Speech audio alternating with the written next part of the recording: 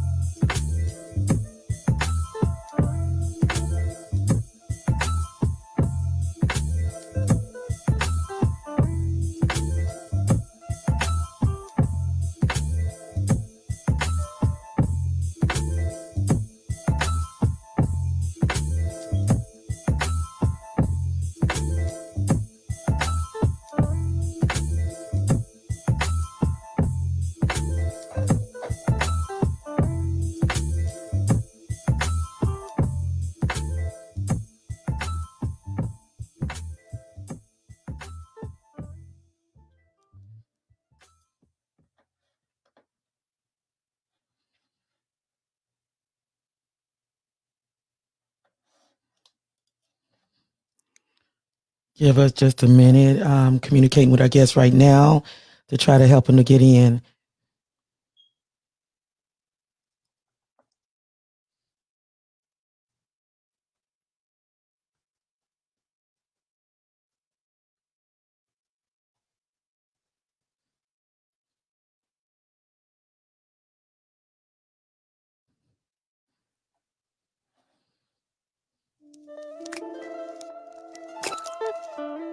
If y'all would, please do a watch party, share, share, share. This is going to be a treat that you will not forget. We also going to be playing something from the Divine One. So just stay tuned.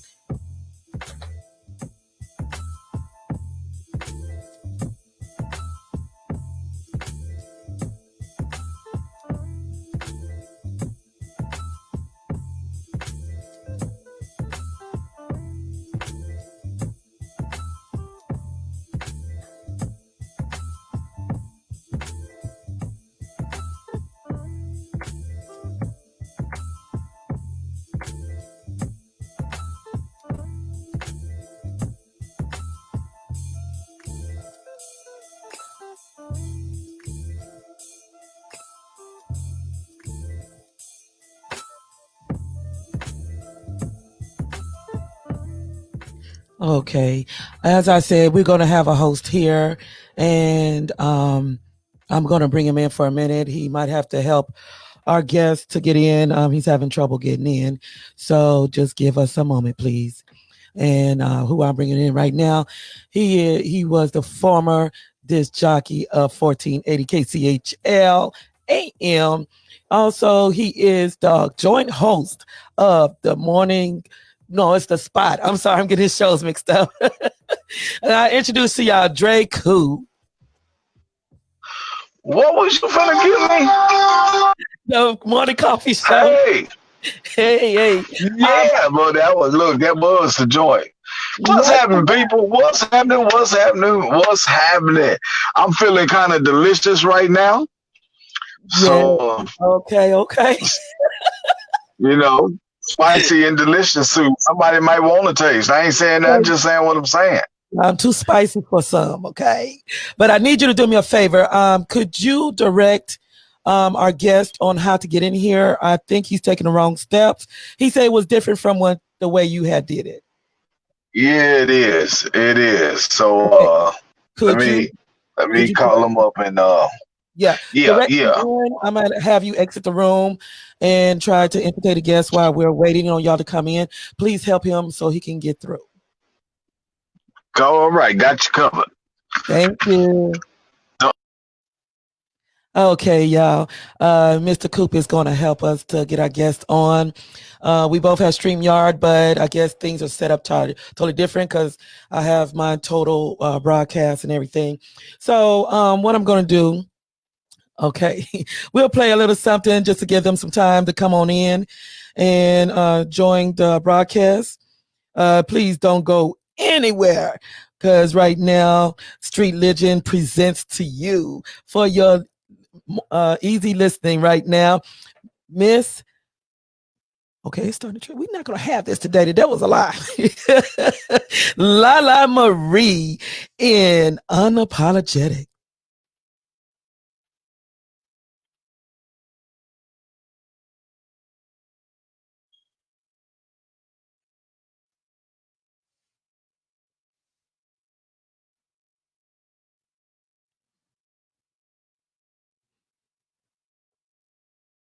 Okay, we're having a little difficulty. I can't believe this.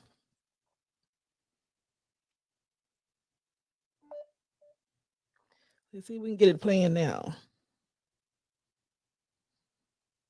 I don't know what it is about today, but it seems like things are trying to really, really get with us.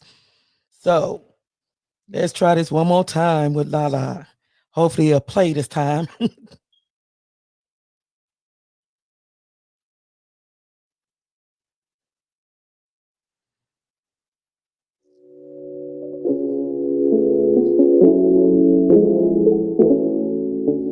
Sorry, not sorry, sorry, not sorry, baby. Sorry, not sorry, sorry, not sorry, baby. So much love for you, you're beautiful. The way you got me feeling's not the usual. The chemistry between us I can't explain. I love the way you say my name, unapologetic. I love everything about you, baby, no regrets. Unapologetic. I'm glad I took a chance. Said love is my heart. Unapologetic. Knew what you were doing when you first said hello.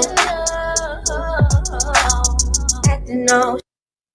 Oh, I am so sorry. I don't know what's going on today, but we're not going to have this.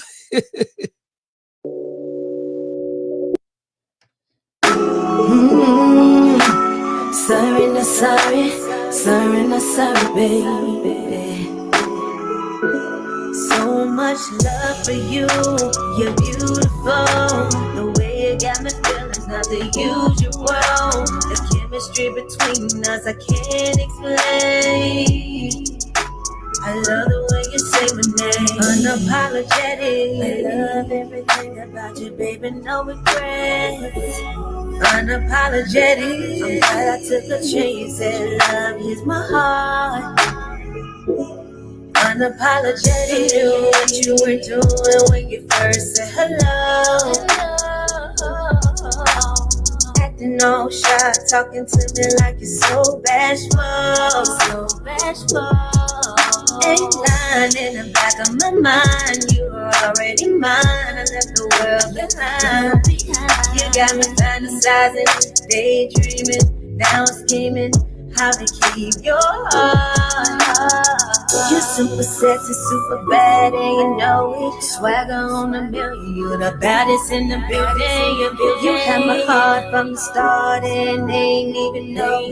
Death at the funeral, boy, you be killing for you.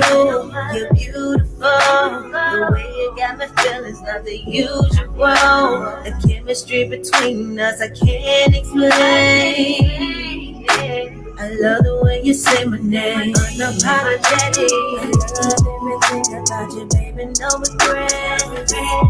Unapologetic, unapologetic. Love is my heart.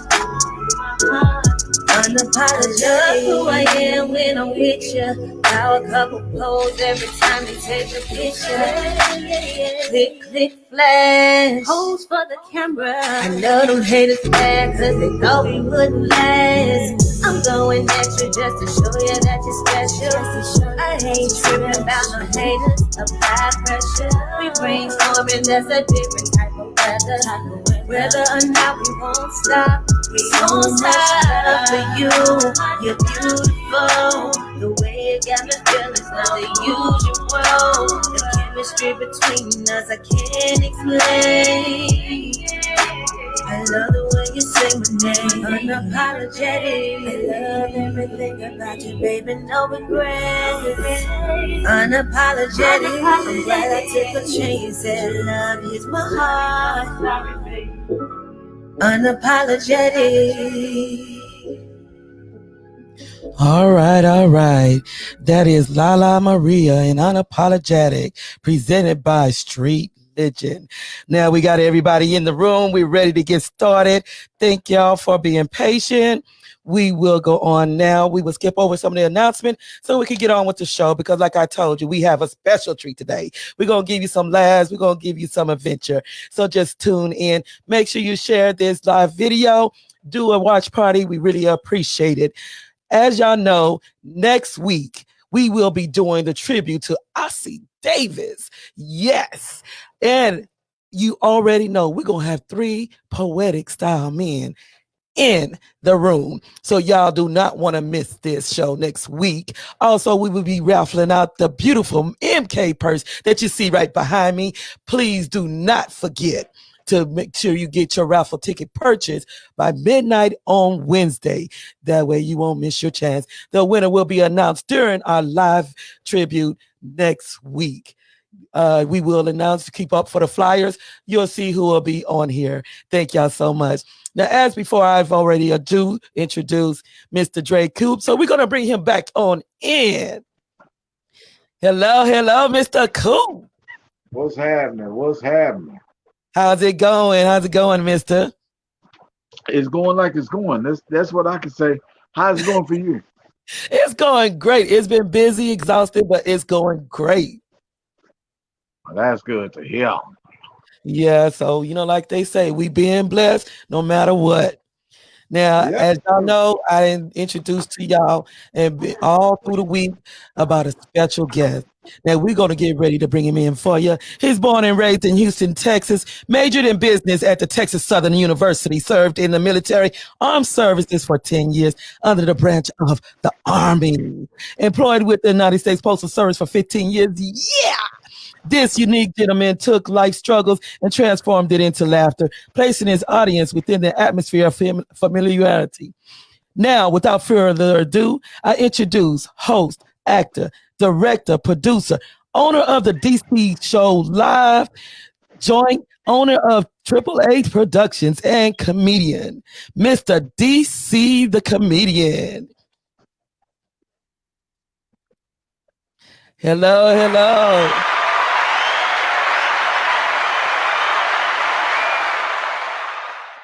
Hello, Mr. DC. I got people clapping and stuff. I ain't getting nobody clapping. They don't like me. I had a tingling sensation all through my body. Just was tingling. That was feel so good. Got to give you that audience feeling. Thank you. So that way you be familiar with things. That's right. How y'all doing out there in San Antonio? Are we in San Antonio?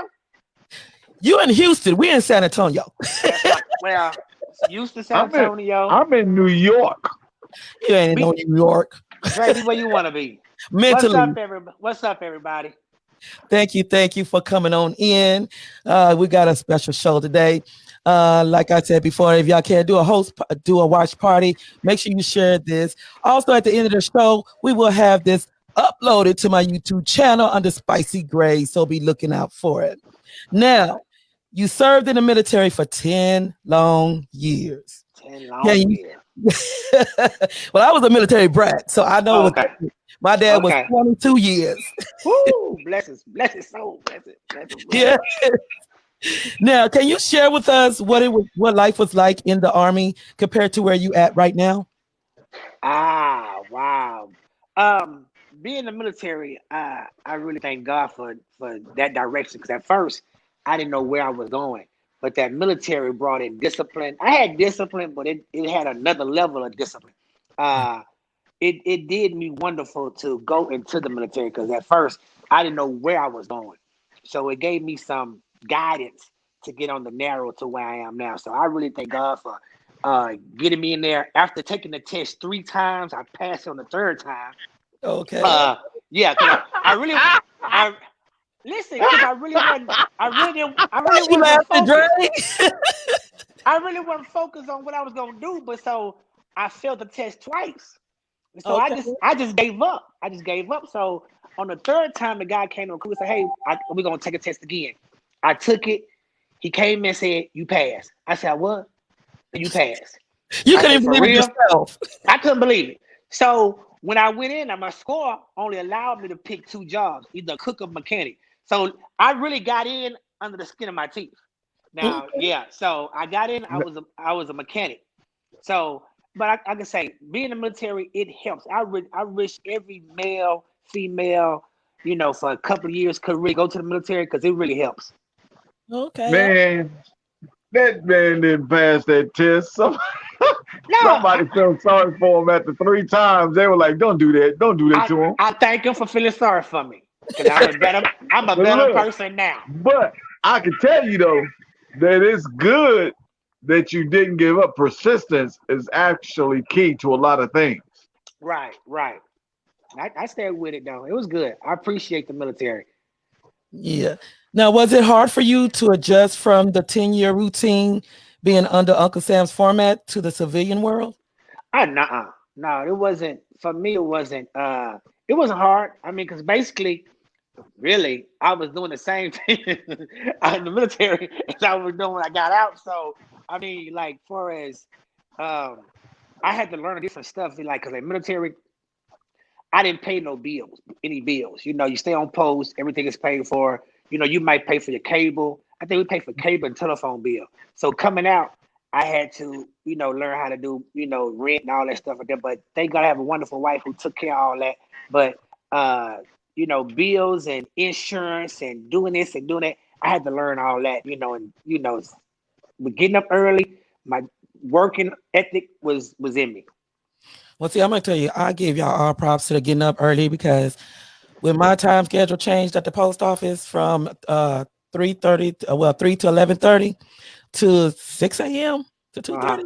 I love getting off at 2:30, but getting up at 5 in the morning, it's Five me and the alarm clock at war. I'm 5:45 every day right now. 5:45. So it wasn't hard for you to get used to that then. No, it wasn't. It wasn't at all. Okay. Now, was it a nervous adjustment for your wife? And how did y'all handle it as one when you did go into the civilian world? Oh, she's strong. So I think it to her because she was, maintaining the household in the military, and then it just carried on. So she already knew all the stuff behind the scenes. Though we got to do the rent, we got to do this, and we got to do that. So for her, it was easy. I was just going to work, going to field, going on deployments, and she was taking care of all that. So when she got out, she was doing the same thing. So it wasn't nothing for her. She probably had to learn about, the food prices was different because in Mhm. the military commissary is cheaper than the stores. So Exactly. she had the budget. We had to do a little bit of budgeting moving that, but she's a great budgeter. So that probably came different. But everything else was straight. Yeah, I know when I became, because I was a military brat. Then from a military brat, I went to a dependent wife at the Oh, time. okay. And I'm gonna tell you because I so used to that military life, it was scary for me because I'm like, okay, we're not gonna have that shelter because it's like we were shielded to a Yeah. certain extent because of the military. Then coming out into a new world, it was just like Right. to me, it was frightening. Well, So I was cool with it. Like I say, that the prices, I saw the prices, but like we went from in the military, two shopping cart of food to about Mm-hmm. a half a shopping cart of food in civilian world, because Mm-hmm. it's cheaper. So Yeah. we was piling stuff, kids throwing donuts in there and sodas and stuff, and doing that in there in the military. When you get to civilian, put that back. Take the ho hos that's been sitting on the shelf for 3 weeks. Don't get them new ho hos. Get those. Scoot over there. Get that bread. Dust that You got to get mold the off that used bread. hose. Cut that mold out that bread. It's okay. It's penicillin. We can cut that out. We still can use that. So that's about it. Yeah. You couldn't get no new hose. You got to get the old hose. No. The old one. They kind of stale. Just dip them in milk. Dip it in milk, make them softer. What, you had milk, bruh? We had water. Well, we had milk. You gotta get milk. Milk was cheap, so it was Couldn't good. get no milk. Have you ever had that powdered milk? No. I wasn't that poor. See, I had that. No. Well, y'all don't know nothing about po then. I'm sorry. I'm in the wrong conversation. Powdered milk, because I was raised up with my grandmother in East Terry's, so it was like they had I think it was on East Kermers. They had this store where everybody stood in the long line to get that government cheese that took forever to melt. Yes. That powdered milk and that hard peanut butter with the white label. It wasn't no dippy. It said peanut butter.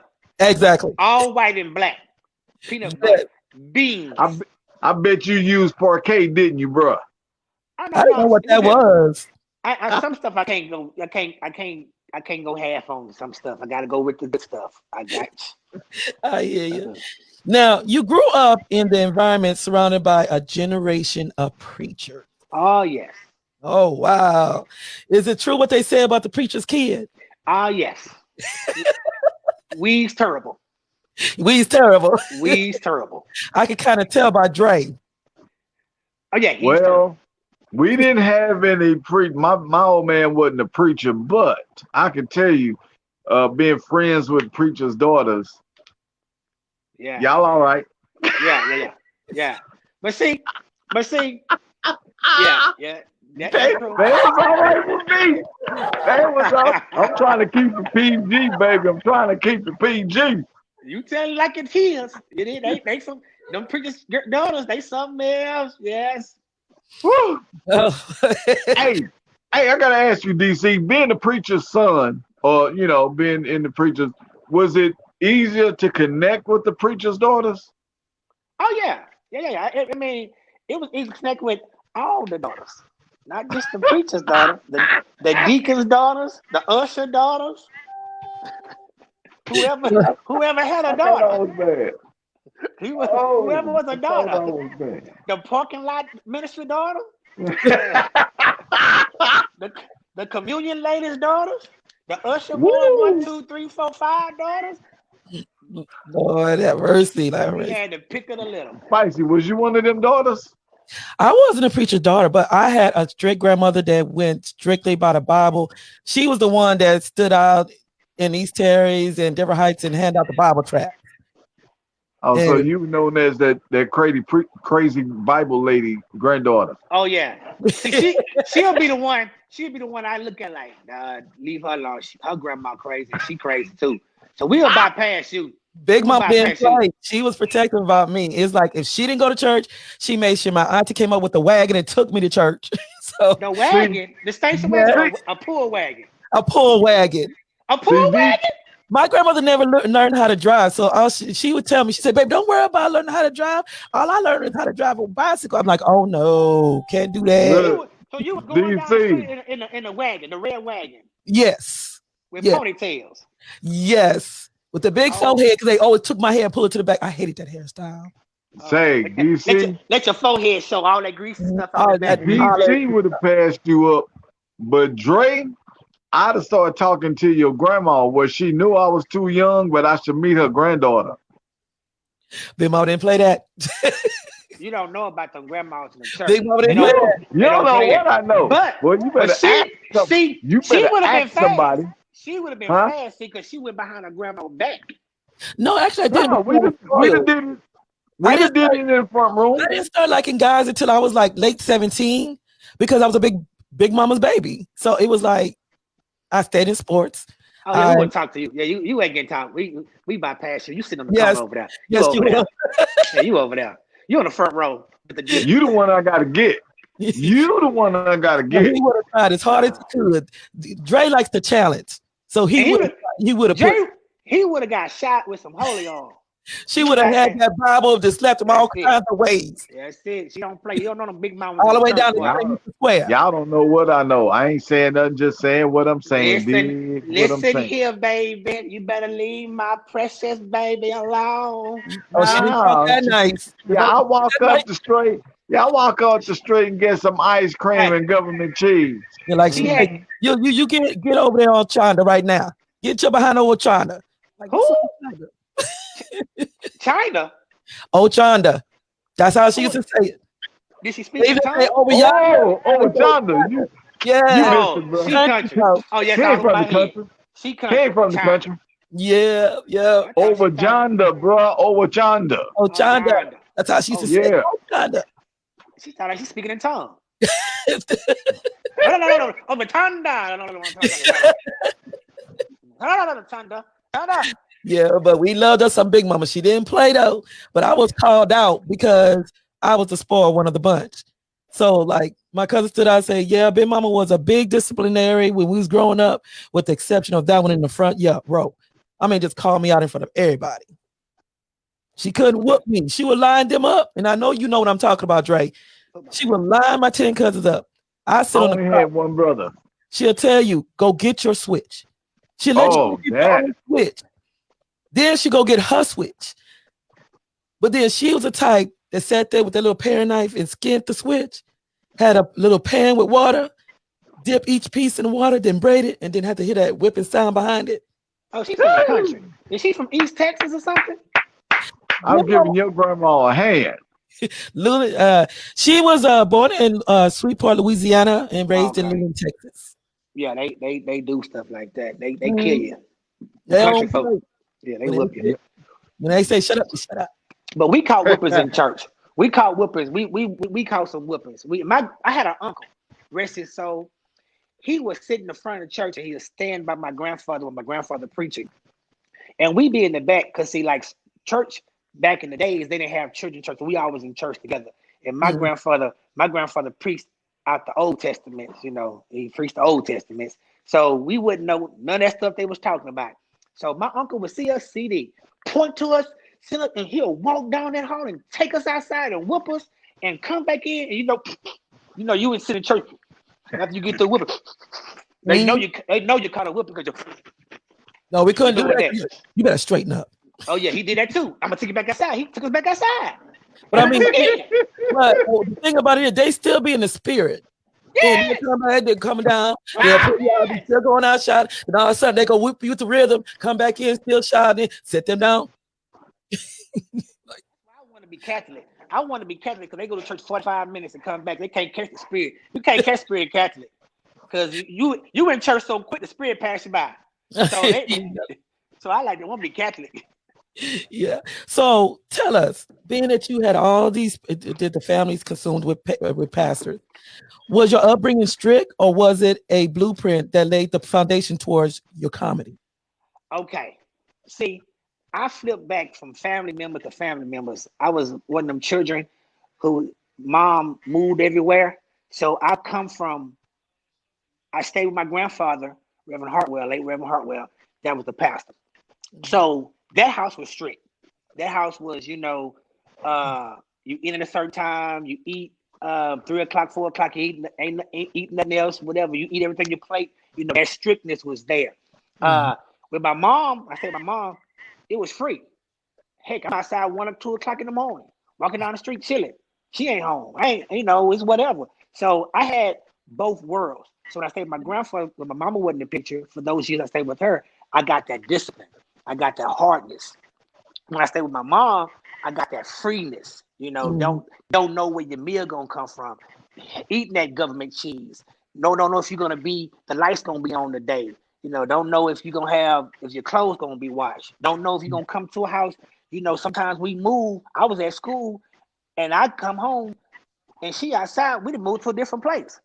Mm, So I had that with her, but my grandfather had that stableness. And mm. then with my uncles, when I went to see my uncles and stay with them, that stableness. And I wound up staying with my grandmother my ninth grade year in high school until I got married. So then that was a different story too. But that was stableness too. So I Okay. learned something from all of them. Okay. Bruh. So you didn't get that treatment to where if you didn't eat your food, it'd be waiting for you for breakfast, lunch, and dinner. Listen here, let me tell you about this. I got a story about this because today I do not eat green peas to this day. Mildred Hartwell, my great grandma, my grandmother who passed, I put them peas on my plate by accident. It Mm, was a Monday. I never forget this. A Monday. My grandfather gets up from his nap about 5:45, 6 o'clock, goes to church for 7 o'clock. Them peas were still on my plate. mm, He said, boy, I come home, you been eating some peas. Okay, daddy. Them peas on the plate all day long. I'm snotting, crying, everything, 'cause them peas on my plate. I'm not going. My uncle, he done been in the shower, everything. About 10:15, I'm still sitting there with them peas on my plate. I hear that doorknob on that door open. Them peas went down my throat so quick when I'm gagging. I had all of them bounced up on the jar, but they was in my mouth. But when he walked around that corner, that plate was clean. mm, But I'm saying is, I do not eat peas because whatever you put on your plate, you got to eat. That's what comes. And my grandmother, she don't throw away nothing. mm, If she made grits and you eat all the grits, she gonna put in the refrigerator. If she made sausage, eggs, beans, whatever, she gonna make a soup out of it by Friday. mm. So yes, she don't throw Say, away nothing.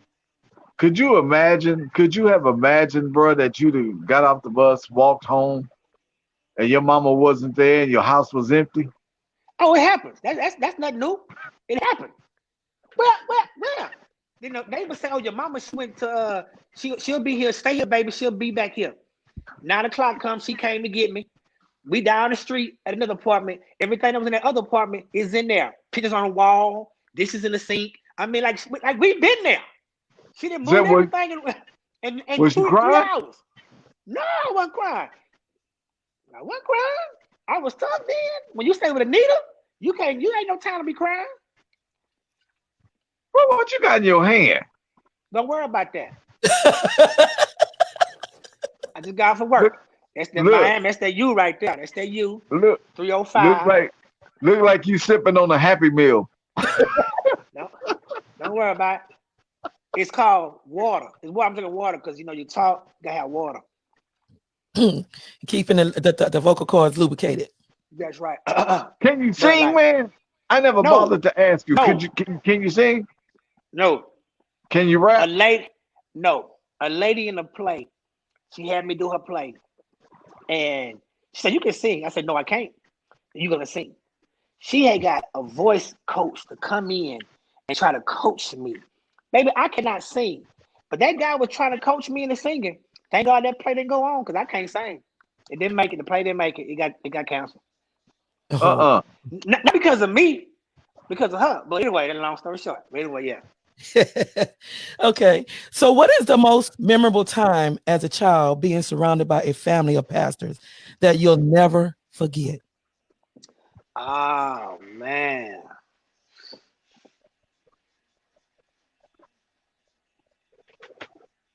See, he I don't forgot it know. already. Yeah, yeah. I mean, we. I guess. I guess. When we ate dinner on Sundays. We always ate together. We ate dinner. Period. We all ate together. Daddy come in, and we ate when Daddy got home, and we all ate together, and that was it. Monday through Friday we ate together. Sunday after church, when we came home, Mama she started preparing the meal on Saturday nights. She'll finish on Sundays, and we all ate. That was it. She cleaned the kitchen. That was it. That's a done deal. What Mm. nobody no what no stuff like today is you go to the refrigerator, open the refrigerator, I'm gonna fix a sandwich, or you don't like what mama cooking, you wanna go to Chimichangas or whatever. No. If you won't eat, if you don't like that, you don't eat. So my guess my good times was the family time that we had because sometimes we'll talk, and my grandfather was tough and rough. You see Rev R. Hartwell. A lot of folks did too much, they were scared of him, but he was a good guy. He was salty. Okay. Okay.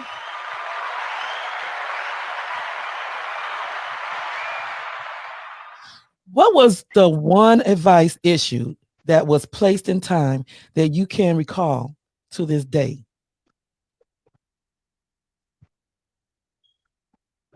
Did we lose him?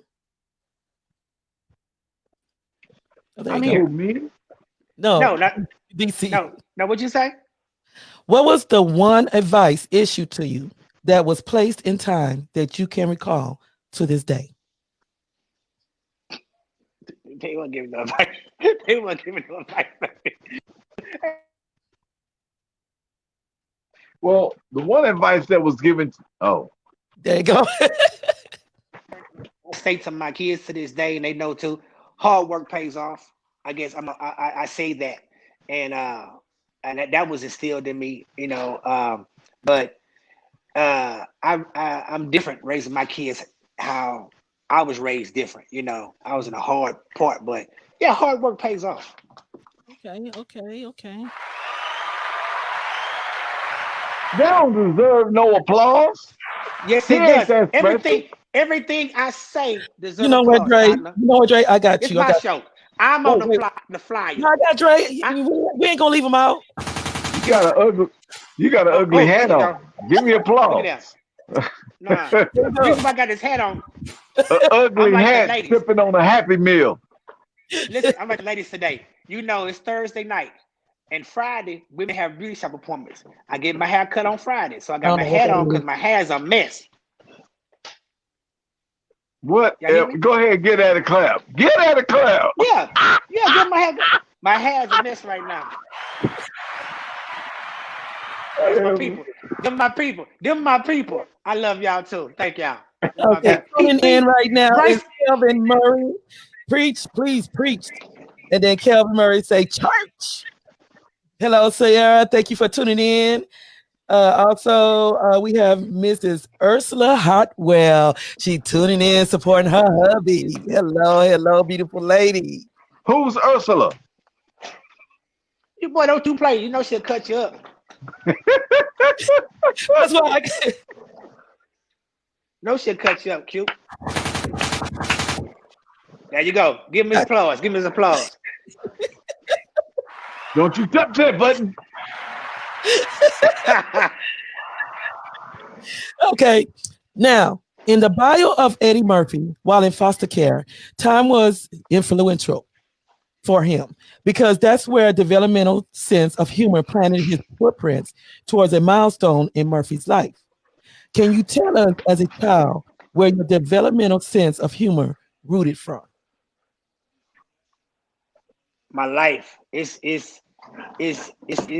same. I mean, I look at different comedian stories, and a lot of them say they looked up to this comedian. They looked up to that.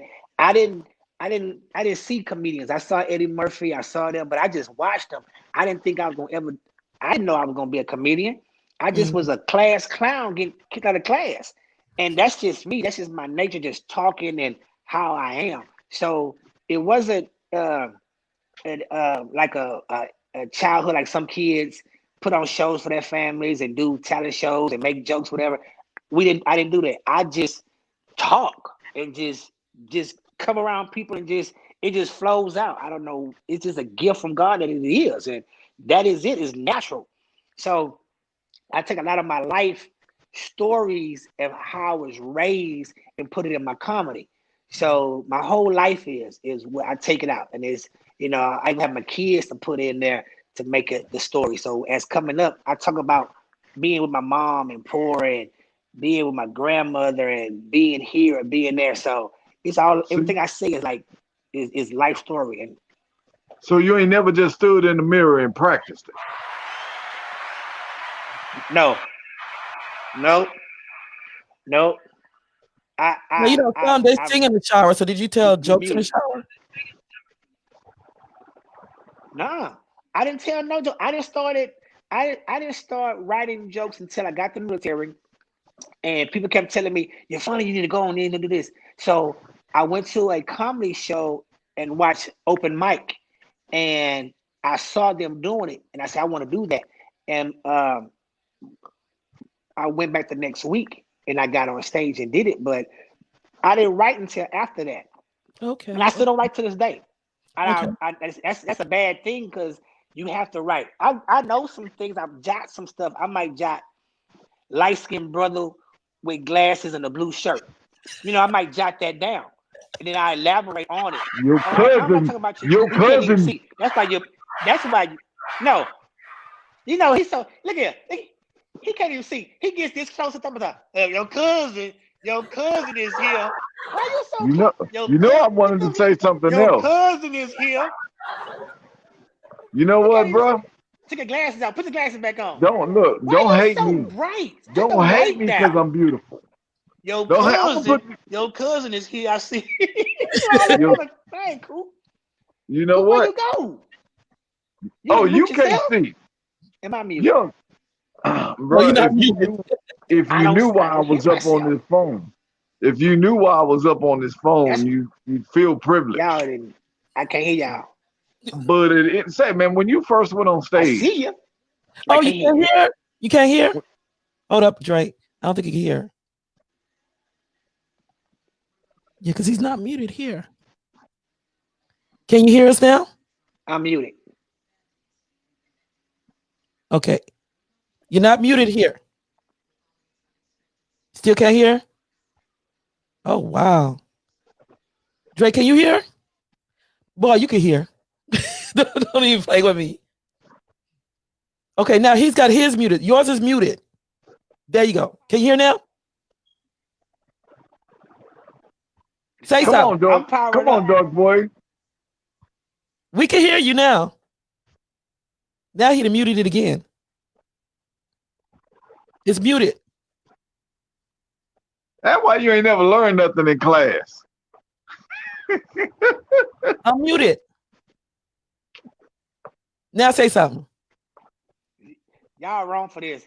Y'all don't want me to say nothing. See, that's the devil. I was talking about light-skinned people, and y'all muted me. Y'all wrong for that. It's cute. Something I happened. didn't do that. I don't know. The devil must be light-skinned. Because y'all didn't. Coop done something. Because y'all can hear me. Boy, Y'all can hear me. the word and I of can't God hear y'all. says, touch not my anointed. You better leave me Y'all can alone. hear me, and I can't hear y'all. If I put these in, We I couldn't got hear an you. iPhone now, We and I got couldn't hear you. iBugs, and they was 100% That- charged up, and y'all tripping. That's what that's what you get for messing with them iPhones. Always trying to be Technical bougie, old difficulty. black It's boy. raining, Houston. Listen, when you first went up to that open mic, did you get the butterflies in your stomach? Can you hear now? See? No, that's still y'all. I didn't No. change earbuds. We hear you real good. Coop, what you do, Coop? You wanted to show to yourself. You was jealous that I was getting applause and you was getting bullet shots. That's all. Spicy. Next time we do this show, we're gonna do it on Coop. He jealous.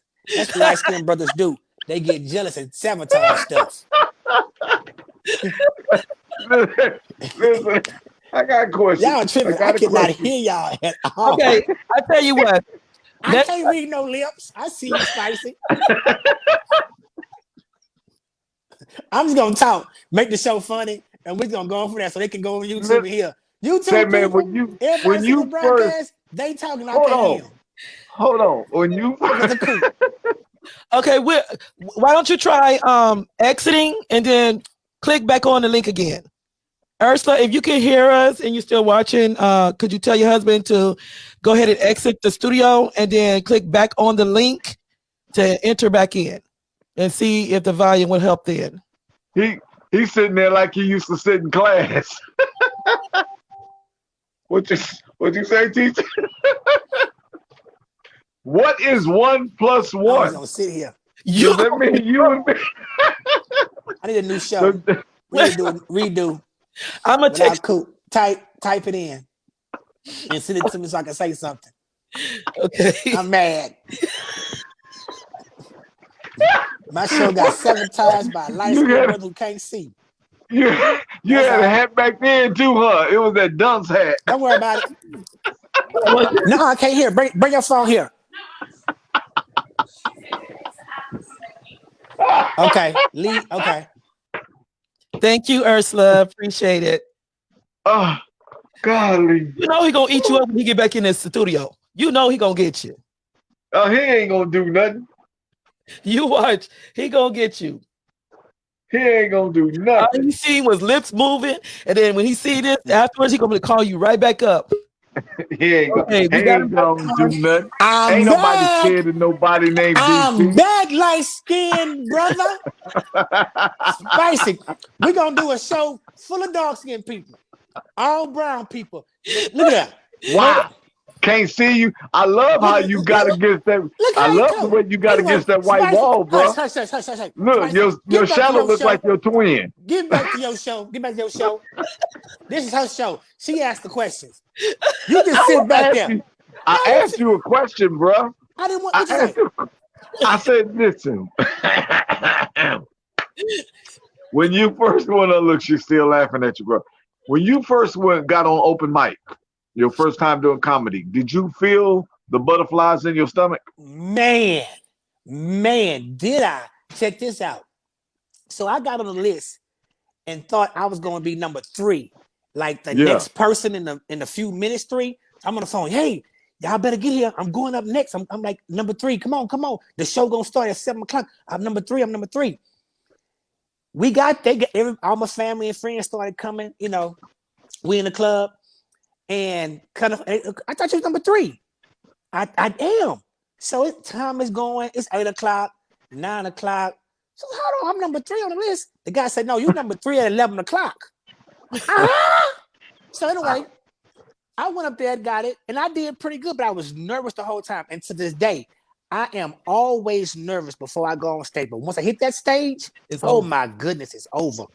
Do you have a ritual that you go through? Oh yes, I do. And I got stage fright. Reason why it took so long for me to go on stage because I was stage fright. The church stage fright me. I was in the little choir, had to sing a song, and I got the mic, and the church was looking nice size. Church was packed, and I'm like this. Hey, let the Lord use you, baby. Let the Lord use you, sing, baby. And I'm like, and I couldn't say nothing. And the choir sat down, and I'm still sitting up with that microphone in my hand next to that wall. So I was always scared of a crowd. So, but I hit the stage when I was my mouth, I am on fire. Wow. Yeah. Now, as a child in middle school and high school, you not only experienced the act of bullying, but you were also bullied yourself. What was that like for you, and how did you deal with it? Making people laugh. I was in middle school and high school, probably a buck minus a buck. You know, I was a little skinny guy, and not having what everybody else had. You know, I use my wits to make you laugh and do crazy stuff. Yeah, I had a little, you know, I had. So, you know, I was the class clown and stuff. So I once the popular kids and the jocks talk about you and do this, you just do different stuff to make them laugh and be their friend. And oh, he's funny. Then the girls like you and stuff right there, you know, and all that. You know, you didn't have the prettiest girls, but you did have a little girlfriend or Big Shirley or whatever, you know, that, you know, skinny. I'm skinny. So yeah, I don't, you know, they say big girls like skinny guys like big girls. So I always had a big girl, you know, so, but she always had good snacks. Big girls always had good snacks. They had the best food. I always got the big girls got money. Big girls got money. They're going to feed you. They're going to feed you and put money in your pocket. Amen. Because I'm telling you, I like thickums. Yeah. I love to cook. So, I mean, I'm always like, okay, what you want to eat today? Yeah, see? You like, time out. You say you like thickums? Yes, I like thickums. You've been knowing that. Lord have mercy. But you're losing weight, Dre. Huh? So falling out that bracket, just like I told you, what you're missing is that I like the chocolate, dark chocolate as well. You white chocolate, brother, you. Coop, you are bright. You look like you albino for my camera. Give me Looks his like I clap. gotta. Give me his I clap. don't Give me his know if clap. y'all can hear me, but I gotta sign out of here, and maybe I'll come back. No, you bet not. He jealous. I'm sorry, Dre. No, I ain't sorry. I ain't. That's one thing. Why are the light skins always riding on the dark skinned brothers? Cause the light skinned Ain't no brothers, light skin ride on no dark skin. Quit lying like that. Yeah, I've seen it. they No, light it's skin. It's always in them old black. season now. It's always them black ones they're looking like they Shadow's twin. That's always talking about us. It's always Look the at more that light. shadow on the wall. Look, we ain't asked It's for both of y'all to be on the it's show. always the more light ashy Negroes. See, deep under there, he ashy, really. See, That's why he I didn't ain't say never dirty asked young. you. He said ashy. yeah, I you ain't never ashy. asked you. Because you light. And the ash is on it. You ashy. You are ashy. I see it right now. I see the ash on your lips. All of it's ashy. Come on, do your show. You sit there, ash monster. I don't like you, bro. Okay. Let it be Now, known to the crowd. I know when I became grown, the bullies from my childhood was seen, but I couldn't look at me in the face. Have you seen any of those who used to bully you when you was a child? If so, what was it like for you? No, I haven't seen any of them, but I've seen the ones who like not the ones who probably said something to me because they were mostly in middle school. Mhm. But when I got to high school, I didn't see any of them. But hold on. Yes, I have. Yes, I have. I have seen a couple of them in high school, and I've seen them. And when they look at me, because social media is out and everybody follow you and see you, they come to you and say, "Man, Frail," because they call me Frail back in Cashmere or DC or whatever. Man, you're doing pretty good. I see you. I see you, man. I see you. That's good and stuff. So I see them. I seen them, and they some of them look like they had hard times, So, but I keep it going. It always turned out that Bless 'em. way too. It Yeah. does.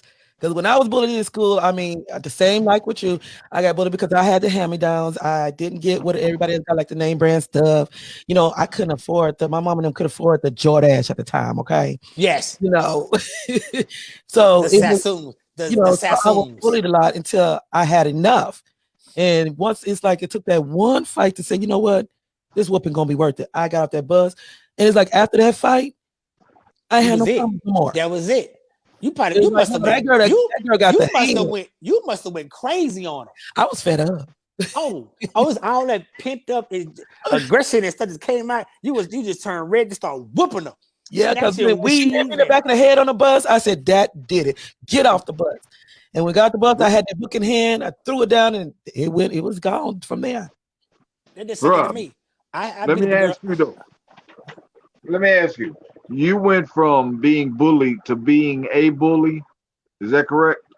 No, not a bully. When I was you around a crowd, you around the people, you trying to fit in. So you see somebody, so you joke with them or say something about them. I wasn't. I guess that you probably could say I was, but I didn't push them or do nothing. But I was trying to fit in. You know what I'm saying? So Yeah. I didn't do it so much where it was out there. You know what I'm saying? But I did because I was trying to fit into something.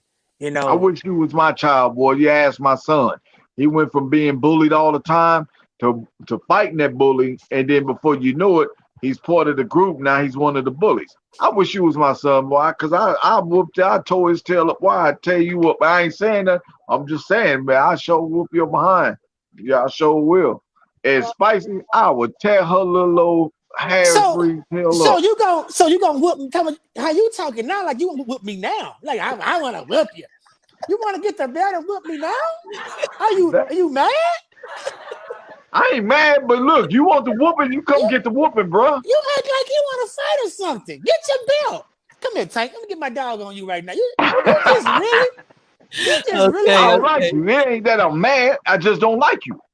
We're going to have a small interlude now, and we're going to return with Mr. Dre Coop and DC, the comedian. We're going to bring to you now. DC, you can leave now. Presented by Street Legend. We're going to introduce you. He making me forget. The Divine One and Grace. Place my feet on higher ground. I don't know why I did that. Who don't know radio etiquette?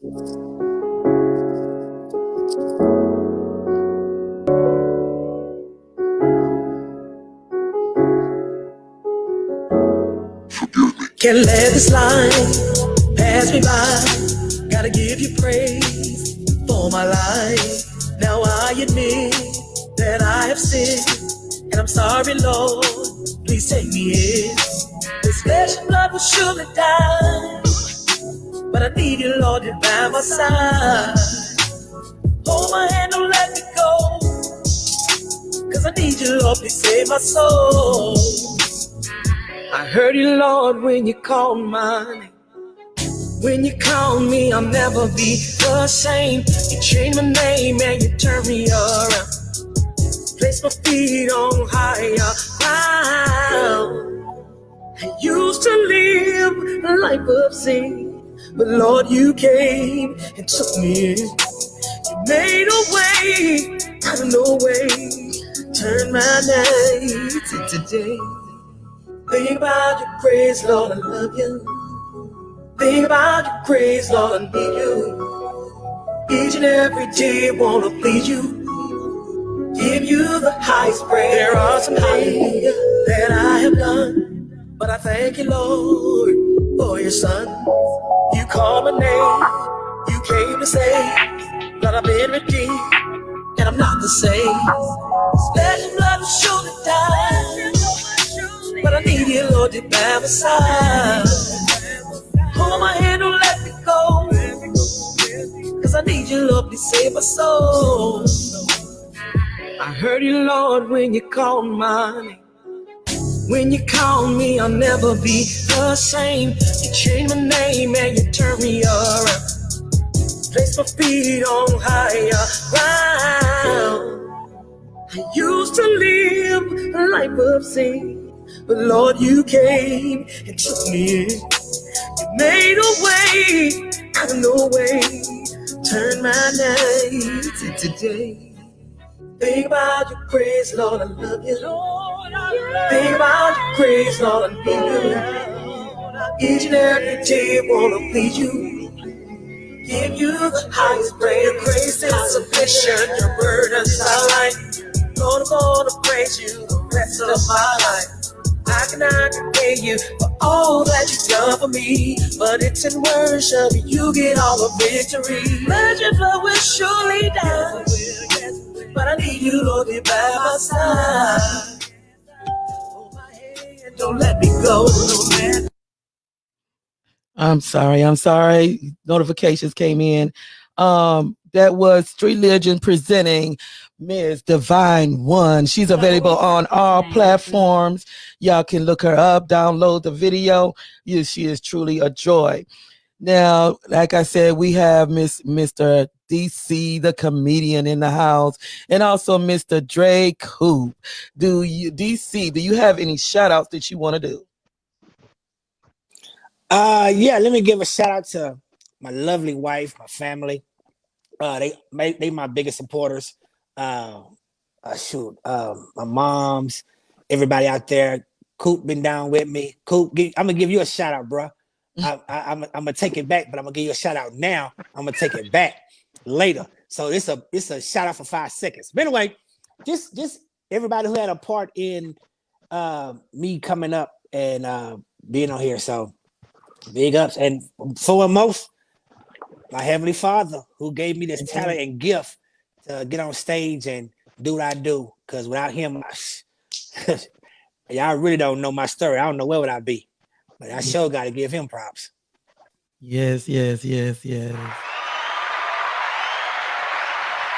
And Dre Coop, you have any shout outs you want to do right now with everybody watching? I just want to let you know I'm almost mad at you because I still haven't gotten that applause.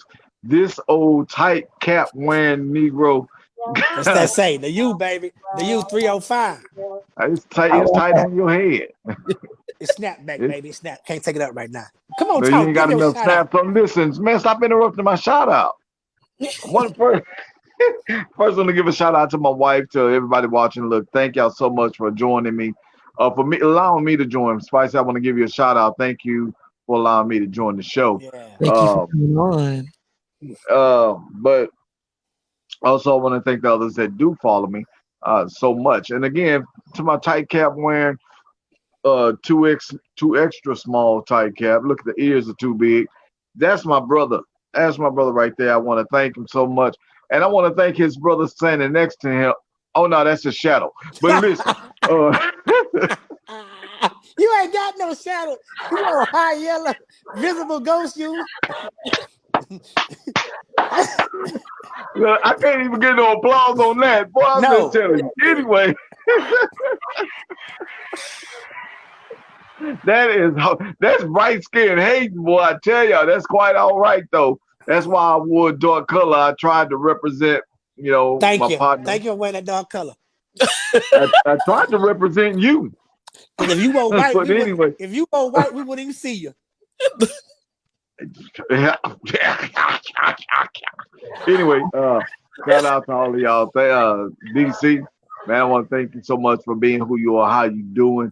Man, a lot of people try to be very vulgar on their shows. And one thing I can say is that DC, he keeps it clean as possible, man. I mean, I've never heard a word said from him, but he keeps it clean because there's humor in life. If you take a look at life, you find humor, and you don't have to be vulgar. Like how we couldn't, how he wasn't with us at the beginning of the show.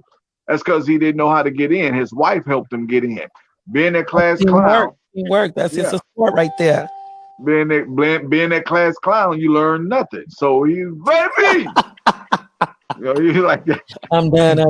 We're gonna give a shout out to Nikita McClure. Hey, Show girlfriend, enough. how you doing? Show enough. Also, Mr. Kenneth Griffin, thank you for tuning in. We really appreciate it. Make sure y'all share this video. Also, do a watch party. But remember that it will be uploaded to my YouTube channel, Spicy Gray, right after this show. Now, there's legendary comedians who had left branded marks worldwide, which will never be forgotten, such as Dick Gregory, Red Fox, Richard Pryor, and America's all-time favorite, whose formal trials with stand-up comedy began at the tender age of 8 years old and distributed a guaranteed laughter from the opening of his performance to the closing. Mr. Bernard Mac, known to all as Bernie Mac, left his mark in ingenuity, which lingers on in entirety's keepsake memory. In every family, there's at least one who is comical, and there may be that one who desires to be in the spotlight. Can you tell us what is it like to be a comedian? It's a wonderful feeling. I mean, like I said earlier, it's nothing I wanted to do. I mean, I was just making folks laugh, and to be on stage. When I come off stage and people come up to you and approach you and tell you that they wasn't gonna come, they had a bad week, they had a family member who passed, they lost their job, but coming here, you brighten that day. They want to do it so much for you. I mean, that's the best feeling. I love people. I love making folks laugh. I don't leave until I try to touch and talk to as many folks as I can. I'm a people person.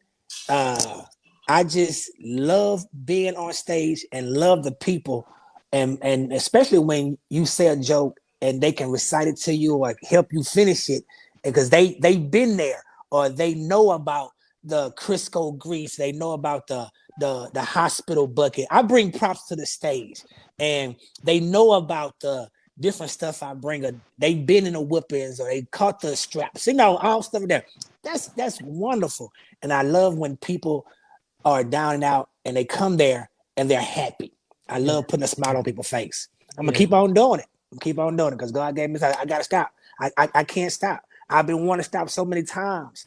I ain't supposed to do this. I can't do it. But my wife come to me, God come to me, or somebody will call me and say, "Want you for a gig?" I say, "This is what I'm supposed to be doing. That's what Exactly. I do. So this is it. And I also act. I'm acting more. So acting, that camera is being in front of that camera is what I do. Because remember, I told you I used to be shy, but I'm in that camera. I can't shut up. Hmm. Coop can't shut up. So shut up. What was one performance, if any, that you would never want to relive again? Oh my goodness. I was at this comedy spot. Like I did good at open mic.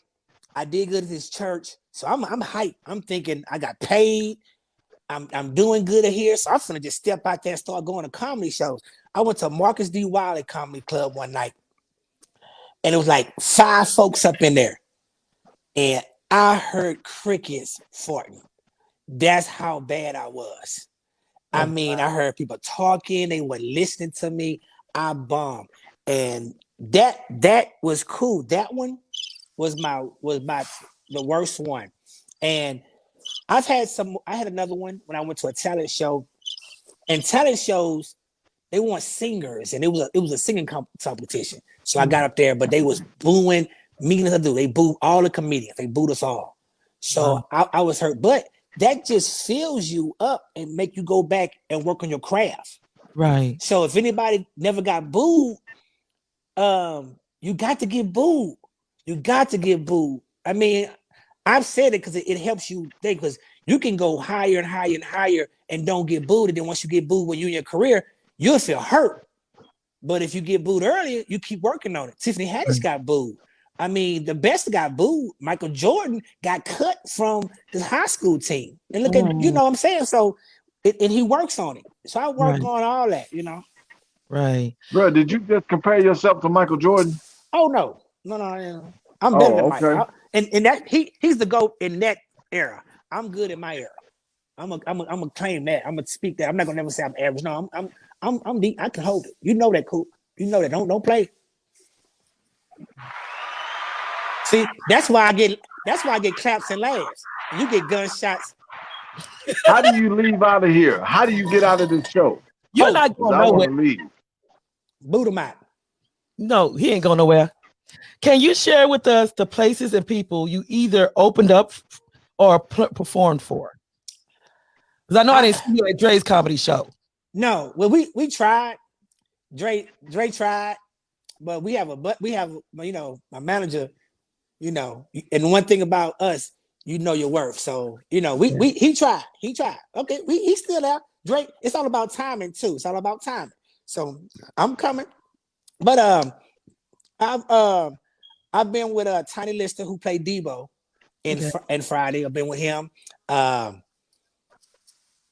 been Tommy Davison. I performed with Tommy Davison. I've been on a couple of cruises. I've done a lot. My resume is long, and I love Debo. I love Debo. I love when me and Tiny Lister was good. That was good because I was talking, and he came down on the bicycle in that Jaws theme. Yeah. And he touched me. I'm talking. I don't care about who gonna blah blah blah blah blah blah. It's about 5,000 people. This is about 5,000 people in this place. And I'm talking and talking. And he touched my shoulder. And I turned around and seen him with that crooked eye. And I took off running. And he did this thing. Real cool guy. My idols are Chris Tucker and Will Ferrell. They're my idols.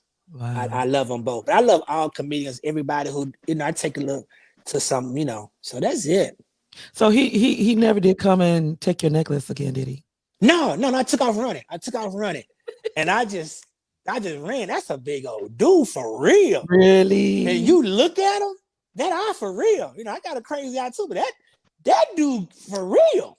So wow. that is it just like they say he's not as mean as mean like he portrays? No, he is cool. He is off the chain cool. He's somebody that you could just call and talk to him and be for real. I mean, like, what's up, man?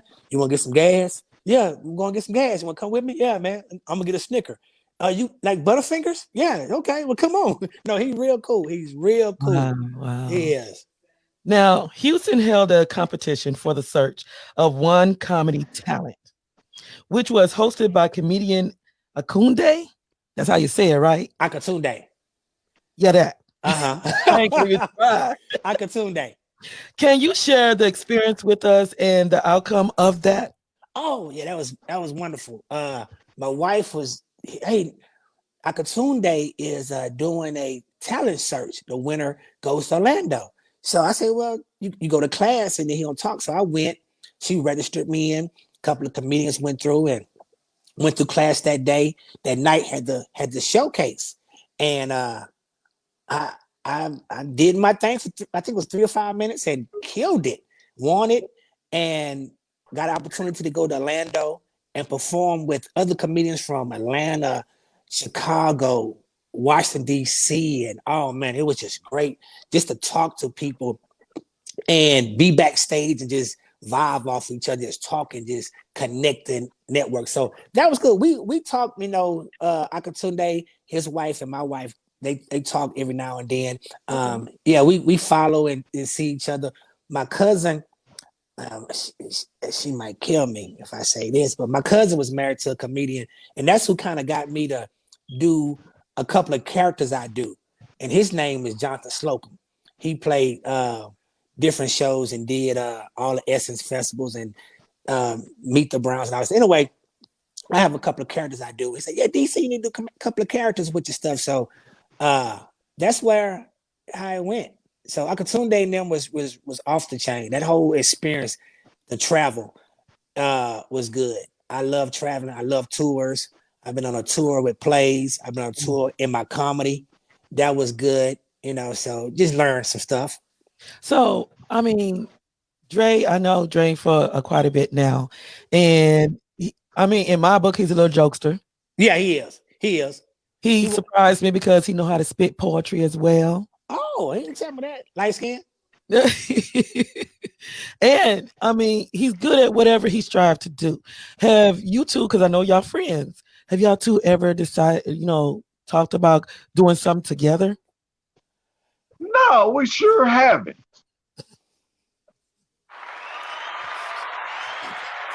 Really?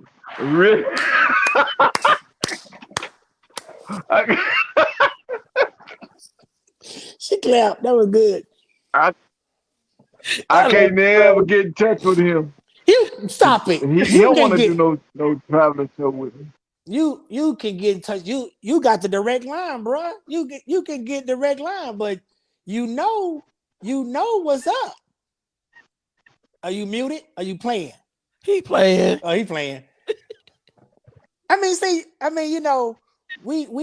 at a point. I've been doing comedy for a long time.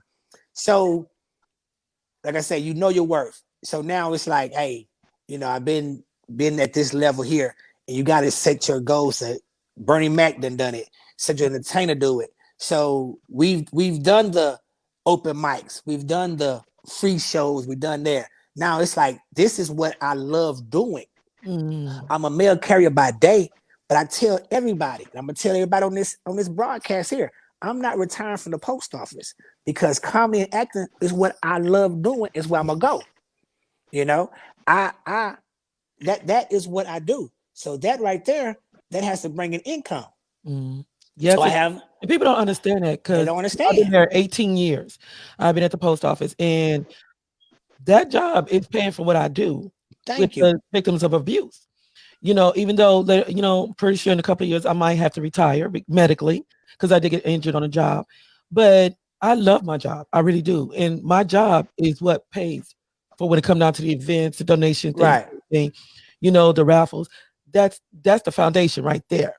So, if I could, I would just further on with the postal service. But right. I got to see what God calls me to do because, body not just getting old, but it's like deteriorating in some forms, Dre, are you there? Dre. He there, he playing. Lord have mercy. Okay, what is it like to entertain the world from the pulpit to the radio? Shows on television, schools, and on live stage.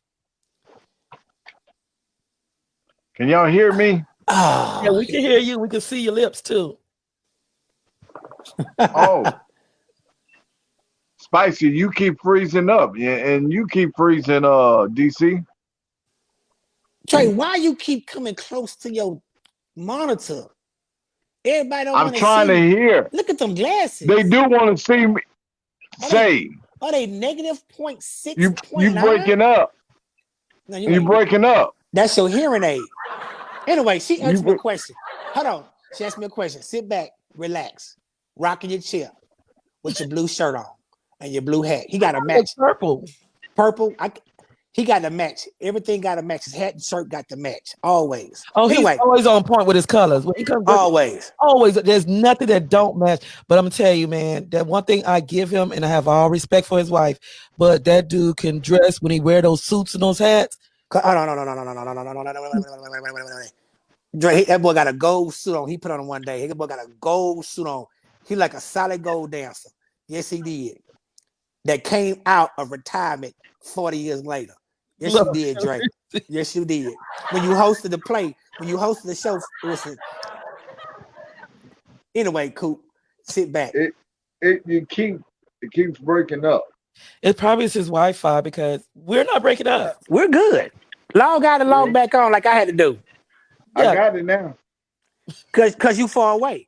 That's it. That shirt is staticky. It's breaking up. I promise you, you keep on making me want to talk about your uncle. Spicy, ask me the question again because he ain't paying attention. What is it like to entertain the world from the pulpit to the radio shows and on TV, schools, and live stage?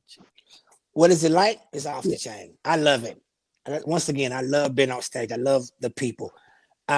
At radio, like we are now here, seeing live on stage, whatever it is, it's wonderful. I mean, that's the place to be. You can have stuff going on. Like when I get off the stage, I want to go find out the stage because it's like you're done. So what's next? Or you got to go back to reality. You know, it's like you got to go back to the house and fix that commode that broke before you left. You know, I'm not trying to be disrespectful, but the last time I seen a man give a timeout sign is when I wore him out. Dre, why are you hollering out timeout? When have this brother ever been in the pulpit? I've been in the pulpit a lot of times when I do comedy. I had to go to the pulpit sometime and talk to people. That's the only reason. That's the only reason. Other than that, no of that. But you got to understand the question of the interviewer to the interviewee. She wasn't talking to you. She was talking to me. I hate old tight hat wearing. Look, you see the back of that hat? Look. Whatever. Are y'all like this all the time? No, we don't talk that much. This is like we have a talk. The snaps on the snapback was like, help! No, what you talking about, bro? You don't know nothing about no snapback, bro. That there. Your head is big. Hold on to me, bro. Hold on. Don't let go. We ain't gonna worry about you. Don't let go. Spicy. Next time it's me and you. It's me and you and somebody else. We're gonna get Bridget. We're gonna get Bridget the co-host. We're gonna get me, you, and Bridget. Well, if we have him on next time, we're gonna have to bring the wife on. Way that's where he might be still. He might act a little bit better. What would your wife say? It's like being married to a comedian. Everybody asks her that, and it's like she, it's natural. I'm not sitting in here and cracking jokes and nothing. It's like she used to it. It's like family. It's like nothing to it. I mean, we're like, is he crazy at home? Do they ever? Huh? We all crazy. Hello? We all crazy. I got a crazy older son. I got a crazy daughter. I got a crazy middle son. So just run crazy daughter. Everybody, the whole Hartwell clan is crazy. My wife crazy. She throwed out time 10. The dog crazy. I got him at 4 weeks old. Even the dog. The dog is crazy. He was just up here. Everybody got it's a whole show in here. Lord have mercy. So it's not a dull moment at all. Only when you go to sleep. Everybody mouth is quiet. They'll ever ask your wife how she do it, bro? They do. They always ask her that. That's something you have to ask her. They always ask her how you do it. It is. She'll round it out. So how do you You know, I deal know like with him? Robin How do Williams. you It's deal my with him? say what, Dre? I say they always ask my wife, how do you deal with him? How do you do it? And she has the same answer. What's that? Prayer. Yeah, Doug fixes things. She Yeah. prayed. With you, you need prayer. And olive oil, and some leaves or something. So and so put on you. You throw. Lord have mercy. Now, Your hat is thrown. No, he did not. Your purple shirt is thrown with your purple hat and your light skin and them That's big how old thrown it bifocal is glasses. because I ain't even wearing purple. I'm wearing blue. That's what's said wrong blue. with you. I said blue. You said purple. You said purple. Shut up, Coop. Next time, me and you, Spicy. Me and you. Oh, colorblind. That's why you wear the U, because you tell by that you're gonna have a green shirt on. You colorblind. Talking about bright people. What color is your shirt, Dre? Thank you. Blue. See, I'm colorblind now because I thought it was purple. Thank you. All y'all colorblind. Why you rocking that chair, old man?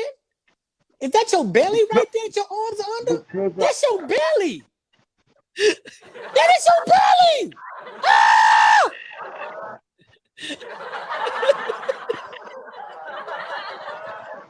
Trey, you got a man gut. Shut up. That's pork chops, neck bones, deer meat, bear, raccoon, Cheesecake Factory, cheesecake. Come on, Yep. Spicy. Now, everything but cheesecake. What sort of topics is empowered from your show? My comedy or my show? Your show. Your comedy is your show. Oh, everything. I talk about everything. I mean, empower. I ain't gonna empower you. I'm not empowering you. I mean, it's funny. I mean, I'm serious, funny. I'm gonna say something important at the end, but I speak on all. I speak on it all. Okay. Except politics. I would not get into politics. I know. I don't like dealing with the politics myself. I mean, Drake could. I leave that to about Drake. Trump, bro. Lives and he'll do his. I mean, I can talk about it, but I don't want to get all that, and then I be on YouTube, and he be twittering me and all that stuff, and I ain't gonna do all that. I want everybody to do go vote. All I can say is vote, register to vote. Yeah, and I mean that's the only thing you can do to make a difference, Yeah. And it's up to everybody to do that. If they say they're tired and enough is enough. Yes. Yeah. Don't say it's enough and you haven't done nothing about it. You haven't done nothing about it. Right. Okay, now we're going to go to another small interlude. And once again, Street Legend presents Divine One in Joy Unspeakable.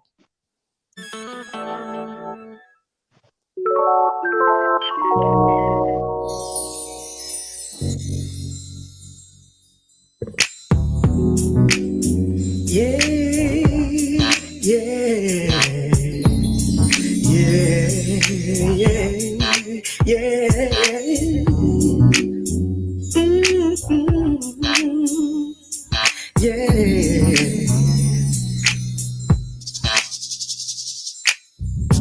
Tried the game of love so many times.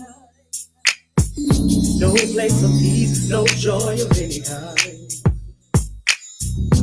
Look to the hill, whence my help come from. When I could not find no one, God gave me love. He's a present help in time of storm. His love, His peace, His joy, they are forevermore. None compared to you, my Lord. I never knew love like this. I never knew peace like this. I never knew joy like this. I never knew joy, unspeakable joy. I never knew love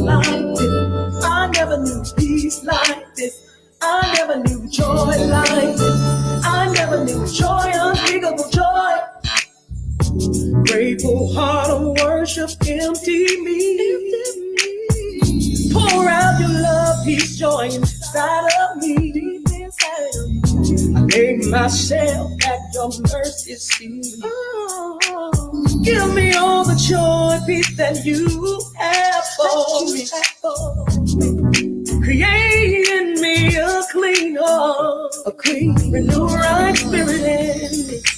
Well, Lord, in my heart, none compares to you, Lord. None compares to you. There's no joy like yours, my Lord. Oh yeah, I never knew love like this. I never knew peace like this. I never knew joy like this. I never knew joy, unspeakable joy. I never knew love like this. I never knew peace like this. I never knew joy like this. I never knew joy, unspeakable joy. You're my peace, empty me, daily. Love so true, make me new. Don't be angry, joy I need, everything I need. You're my peace, I believe, and my love for you is so true. It's so none compares to you. None compares to you. Nothing compares to you, my Lord. I never knew love like this. I never knew peace like this. I never knew joy like this. I never knew joy, unspeakable joy. I never knew love like this. I never knew peace like this. I never knew joy like this. I never knew joy, unspeakable joy. Miss Divine One, presented by Street Legend. Thank y'all for tuning in. This has been such an enjoyment. We're gonna proceed on. Let me see here with Mr. Dre Coop and Mr. DC the comedian. Okay. Can y'all hear me? All right, all right. Okay. When was there ever a time on stage where you forgot something and had to improvise?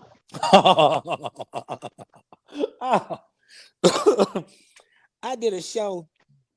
Me and a friend of mine did a show at our church, and we hello. Yeah, I can hear you. And we promoted the show, put the show together, did everything to the show, and I was working so much behind the scenes and doing stuff before the show that I didn't get a chance to get myself together. So when I got to the stage and did my set, it was all right, but it wasn't long enough and I cut it short. So it was my show I put together with my friend and we sold it out, but it wasn't one of my best. Okay. So I learned that leave stuff alone, not do too much of the work or whatever, get myself together and not just perform. So I don't work the day of a show. I don't work. I take the day off or on vacation or whatever, and I just focus on the show. And if I'm putting the show together, my wife and I, we put some events together, let her and her team or whatever do the stuff, and I just focus on performing. Okay. Dre, you still with us? It keeps going in and out. I didn't hear the question, but I heard his answer. Okay, I'm gonna ask you this because I know you appear on stage a lot too. Is there any time to where you forgot something and you had to improvise? Oh, did I forget something? You just did. Improvise, yes, that bro. Part. I think it was when I was rapping. When I was rapping, well, I was doing one of my songs, and I forgot the lyrics. I got the second verse mixed up with the first verse, and I think I had to do. I forgot how the song started. Period. The Wow. beat was slamming. Oh, well, I'm gonna get it. I just started off on the second verse, and the whole song was done after the third verse. Somebody missed the So whole verse. nobody could tell that you forgot anything. Oh no, I was jamming, and There I you even go. in that third part, I just kind of included the crowd. They didn't know. Well, the people that knew the song wonder what happened to the first verse, but the ones that didn't. Matter of fact, it was my "Go Get It" song, the one that's on video, y'all. If you want to know it, Everybody go to knows your that. YO. Everybody's doing that little tune. You there? What you say? I said you had all of us doing that in the radio show when you was playing that, just jamming to it. To go get it. Yeah. Okay. Yeah, Yeah, I got yeah, another yeah, yeah. song. I got two songs. I got two songs coming out. Okay. Okay. Cool. We're gonna have to bring you back to talk about that. Now, DC, Yeah. what types of crowds are the worst to perform for? Our people. No, no, they not. Black people, I'm I'm but our I- people. But listen, I'm our glad people. I don't fit those people. Yeah, you special. You by yourself. Your people is different. Anyway, not saying our people. Our people are tough. You Yeah. have to come. Mm. You have to really be there. You have to catch their attention in the first couple of seconds. If not, we gone. Yeah. White people, you can say boogly boogly boo. They falling on the They ground, cracking up. cracking up. But our people are they not tough, but they gonna let you know. They're gonna let you know. They're real harsh critics. Yes. And if you get to the young folks, if you can make these young folks to this day, and if you catch them and they telling you or on you, you're good. Because young folks is another thing. And yeah, our age people and whatever, you better come on with it. Now, as a comedian, what is your most ultimate end game? Oh man. I want to be that one that's in film and I want to be my phone is just going off and people I'm booked next year. When they call me today and say we need him next month, my wife said, oh, he's booked next month. Down. Well, we want to book him next year for this time. Mhm. So my whole game is to be just hitting the movie game, the comedy game. I'm touring. I can't even. I wake up in the morning, don't even know what city I'm in. I mean, I just want to just be moving and grooving, and just and able to bring on other comedians that's in the game, because comedians don't too much talk to comedians and they got a click or whatever, or they just don't share too much. But I want to help those ones that's coming up and put them on and give them a chance on some of these stages that people might not put them on.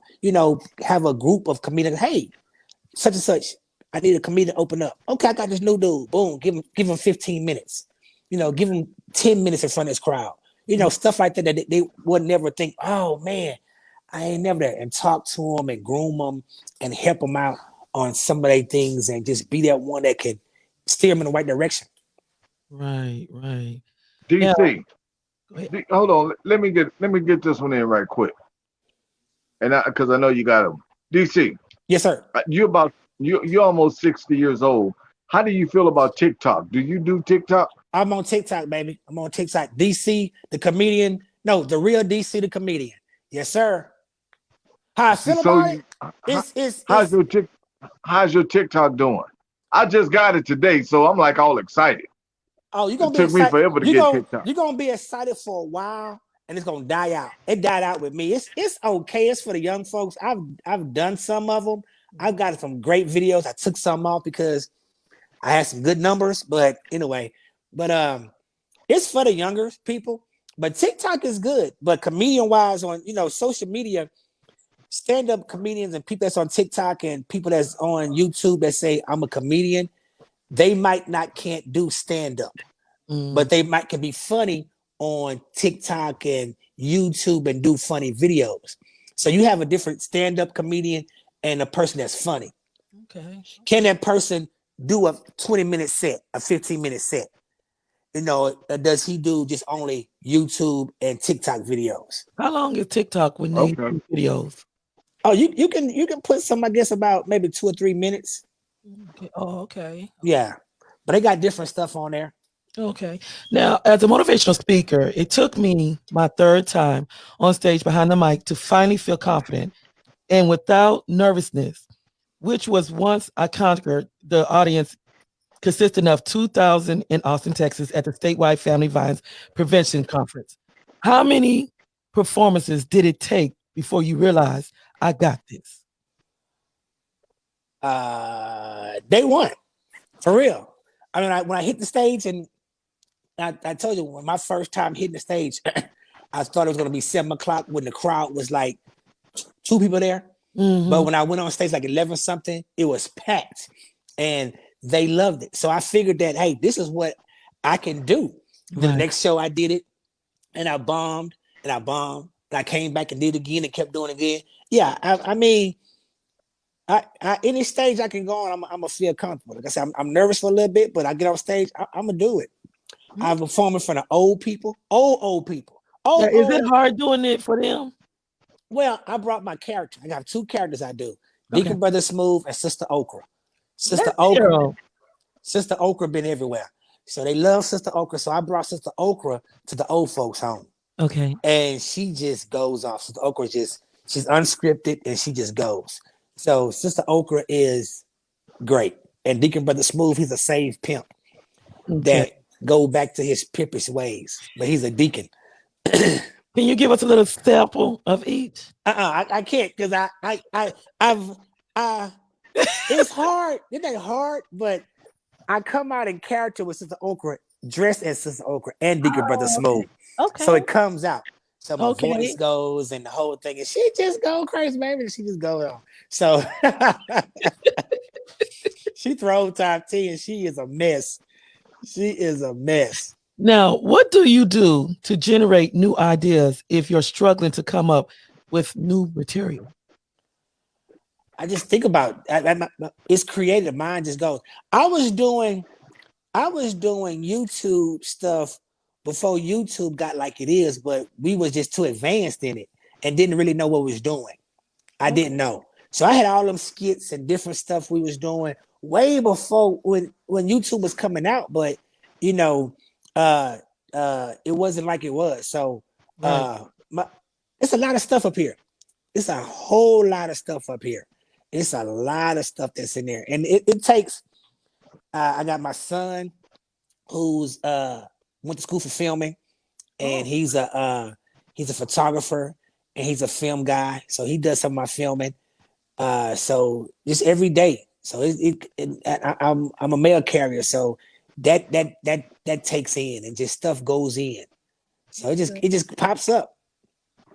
Wow. What's your favorite on-stage crowd work you ever did? My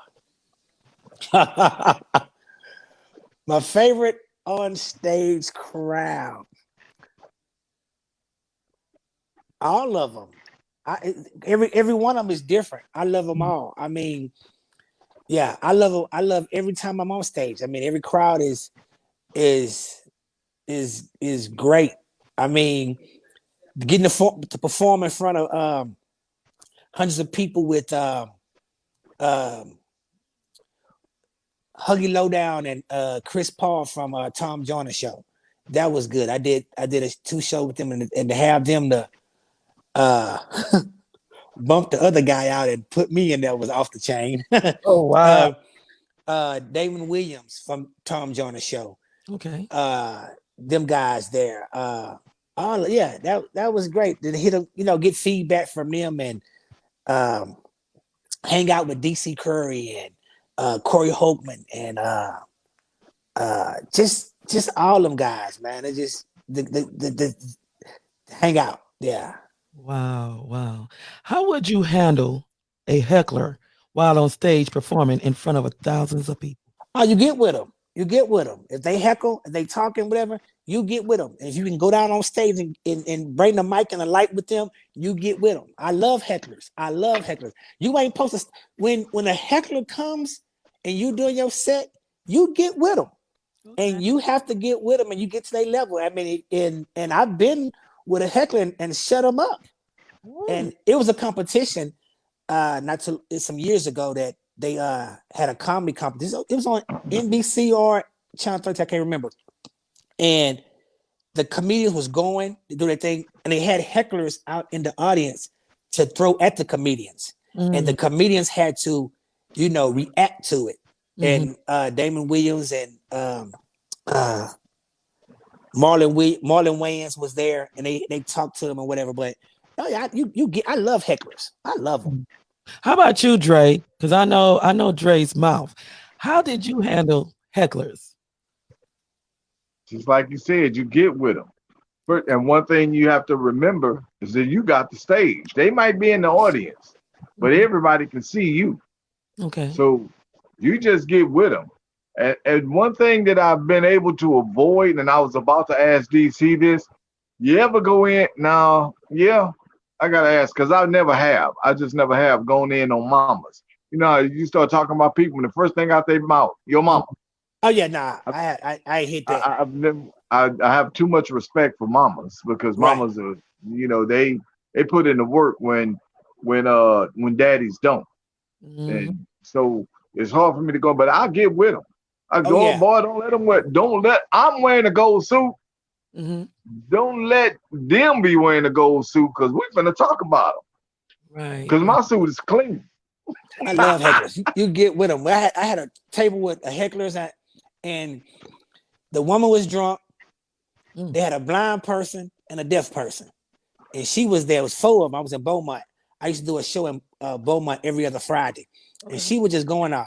But I talked about her and that whole table, and I think after the second show, I think they was gone. The table was gone. It was gone. Get them all. Huh? Yeah, I got them. And then you tell the next comedian. Then you tell the next comedian about what's at the table. So they come out and they jump on them. So after that, about 3 comedians come out and jump on that same table. Oh, they history. They shut up. Everything is gone. Wow. Yeah. Wow. I do it quickly. And then I ignore them. Oh, I get them. They gonna shut up.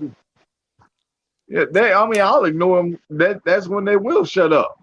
I'll be like, man, go talk, get you a girlfriend, because you talking to me. Apparently, nobody liked him, whoever that is. Now, what if the girlfriend is sitting beside him? Then what? His girlfriend ain't sitting beside him if he talking that much. Either that or she wearing the pants. Either that or she wearing the pants and he can't talk. Now, DC, what is in store for future and plans with DC the comedian that all can look forward to? Oh wow, DC the comedian and AAA production got a lot of stuff coming up. I have a AAA production. That's the production company. Okay, that's my business. So we have I have a movie premiere November the 4th called Karma. It's at Studio Movie Grill in Houston, Texas. We premiering that. I got a couple of movies that we did last year, and because of COVID-19, they got pushed to the back burner. So I got one movie called The Freshman Year with Shirley Lee Ralph and a guy named Denzel Whitaker from Black Panthers. I'm in that playing Coach Brown. That got kind of pushed back because of COVID. That's going to come out this year, hopefully. I'm on Amazon Prime. I'm on a couple of plays, about 3 or 4 plays on Amazon Prime. Go to Amazon Prime and look up Annie Johnson. I'm in about 3 or 4 plays on Amazon Prime. We got a lot of stuff going that people, call in the back burner. Plays. I'm writing, and my wife writing. So in the future, we got stuff coming up. So just everything we do and post always on my Facebook page, my Instagram page, my website, www.dcthecomedian.com. That's booking, that's videos, that's on there, my bio, all that's on there. Okay. Now I know that you and your wife both are joint owners of AAA Production. Can you tell us a little bit about that? Because along with that, you have the DC show live. Could you kind of tell us a little bit about that? Well, we stopped DC show live a couple of years ago. So we Okay. stopped that. We ran that, had some great hosts. I mean, great guests. Tasha Smith was on there. I did some great stuff. But anyway, me and my wife, we've done a couple of events under AAA Production. Mhm. We got a whole lot of stuff in the future that we're lining up and trying to set and do stuff together. You know, cause we want to be in film. We want to be in movies. Let's say my son is a film guy, and we know several. We in being this business, you meet so many people, lights, cameras, film, and we connect with everybody. So AAA Production, you know, in the future, is gonna be a studio in Houston, somewhere in Texas. One, you know, hope you know. So we're doing and movies. So we're writing. I think Dre was raising his hands up with, like, what about me? What's up? Yeah. Yeah. We don't care. She asked me when she wants you, she would say you. She said DC. And his wife with AAA Production. She ain't say nothing about Dre Coop in the blue shirt with the blue hat sitting. Oh, there you go. Coming up there, he got it. Like you gotta hear and see stuff. Listen, bro. Question was, what about me? Why I can't be in Chipotle Productions? What you bringing to the table? What? Huh? That blue shirt? Acting. What you acting? Let me see. What acting? What? Bruh, I got a movie out. What's the I've name of acted it? in several plays. The Cleanup Woman. I've been in several plays. I know you have, Coop. Okay, let me. That's right, Michael Gray Productions. Yes, I know about the one movie you did that was in the back of Chuck E. Cheese Pizza that Oh, they remember they that? did. He showed me. Yes. Yeah, you remember that I movie Chuck E. think, Cheese Pizza? there was That one you piece that he showed me. I think it was either guiding a woman into a room or something. Nah, he was that one. That I remember that movie you showed me a couple of years ago. You was trying to do. You was holding the. Listen, bro. Acting. I got acting, MC skills. I got Yeah, you got some whatever good. y'all doing. When we gonna do a tour? When are we gonna do a tour of the small cities, bro? Like Hey, Seguin, hey, like when you yeah. going when you okay? We need sponsors. We can do this. We on it right now. We need some sponsors. We want to do a comedy tour. Let's get three comedians. You don't do nothing. You sit there with the money and don't do nothing. Listen here. I don't want you to host. Don't want you to do nothing. All I want you to do is make sure we get from point A to point B, and you get some sponsors, and let's do this tour. See, he's sitting there next to his brother talking all that But trash. see, you gotta get it's I'm telling you, it's gotta get that money involved because how we gonna get there? I know it's money involved, but you telling me you don't want me to say nothing. You done I already don't want lost. you to say nothing because the last tour I was in with the guy who ran the tour, he had the host, and I wish he was set down because he shouldn't have done nothing but just let us run the tour. I want you to sit down. I don't even want to now. I was talking about me being on stage. Oh no. You the money. You be the money. You be See the what money. I'm saying, Spicy? He missing Spicy. out on gold. Spicy, He dude. missing out on gold right here. So we're gonna put you on. You gonna MC it? Now I ain't gonna do nothing now. He mad. That's how light skinned Yeah. brothers do. When you He tell the had me truth, MC one of his comedy shows, and it shocked me because I don't see how y'all do it because I was so nervous. I had to have a couple of drinks, but I got made it through. And then he told me go sit down. Cool. Why you get mad, bro? Why you get mad? I'm yelling people mad. There you go. He yelling people mad. Look at I'm yelling people mad. He got to come up in here and see. I'm yelling people mad. You know what? This is one There thing you that go. I couldn't. You know what? You know what? This is one I thing I can't couldn't talk to y'all way understand. back here. I couldn't understand how people just didn't recognize people that didn't talk about themselves. And I realized you have to promote. You have to promote. Yeah. I mean, because I've done many a comedy shows. I've been a comedian, actor, rapper. I never sang, but I'm going. I just got TikTok today. Oh, I'm about to sing some stuff. Oh, bro, you gonna be going crazy. Also a So writer. look here. So listen here, Coop. This is what you need to do. This you need to do. Get I'm together. retiring now. Get together with your peoples. Let's do this. Let's do this tour right here on the Spicy Grace Show. We're gonna do this tour. Who else you gonna bring on the tour with you? With us? Me and you. You got Dana Bryant. You got what? Who else? Adam Sawyer. There's other comedians. You know these people. So we're doing a chitlin circuit, or we gonna move out? I told you, man. Yeah, we can call it the Chitlin Circuit. We're gonna do towns like Seguin, San Marcos. Are you gonna We're gonna do little towns. We're gonna do little towns. Okay, we can do that. So when you gonna do this? And we'll call it the Little Tour. Man, you ain't gonna call no little tour. Ain't nobody First he said the little tour, small town tour. Then he said the Chitlin tour. Now he's saying the little tour. Okay. So in the Chitlin tour, are you gonna be serving some chitlins? So why would you call it the Chitlin tour? I call it the Oxtail Tour. Oh. We'll be serving oxtail. We ain't gonna.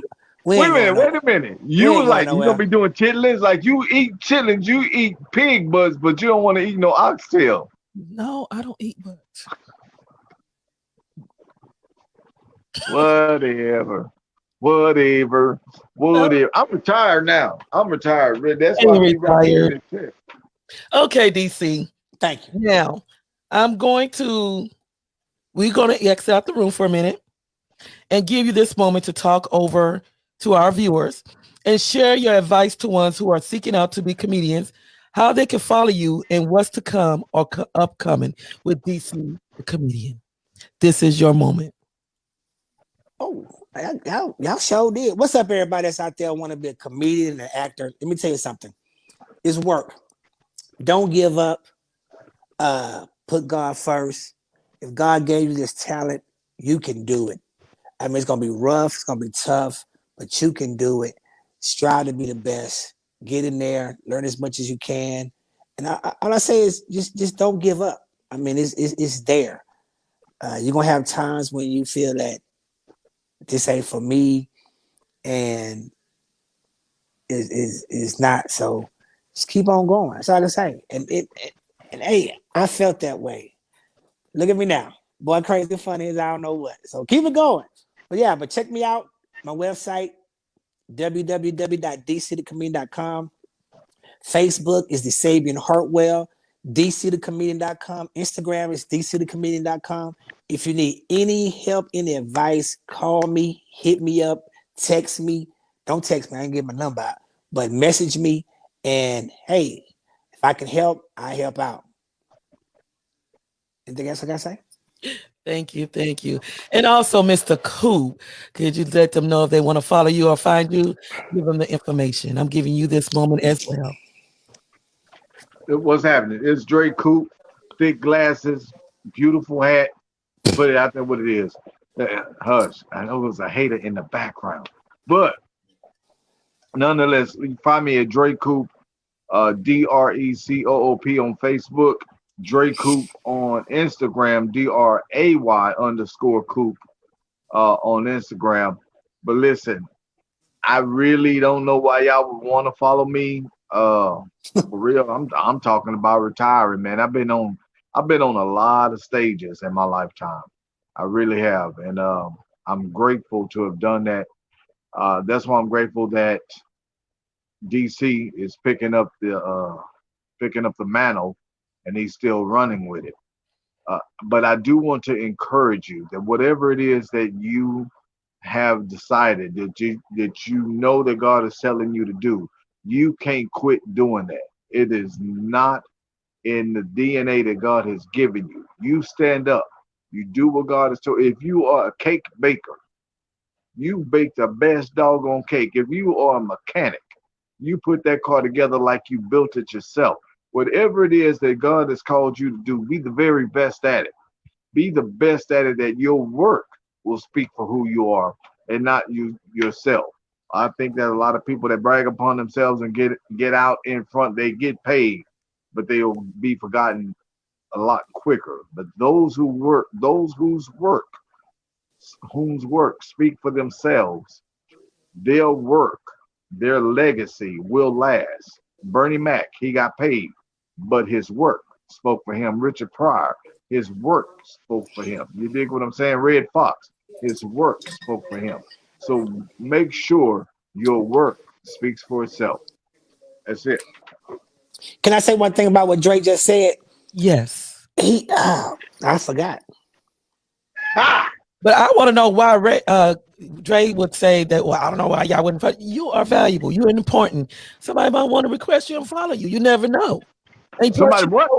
They might want to follow down. you. And She done got excited. She done got excited, DC. That you hear how fast those words came out? Slow down and tell me what you said.